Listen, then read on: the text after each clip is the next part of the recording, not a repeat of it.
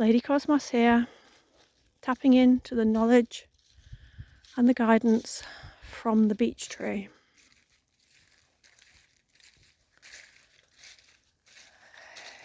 He's sending me messages of wisdom, how to know when the information you have is right or wrong, and looking at it from many perspectives. There is often no clear definition of right or wrong, and everyone's definition is different.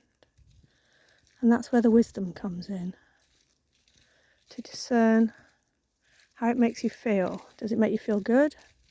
And move forward. If there's any hesitation, then stop and think again.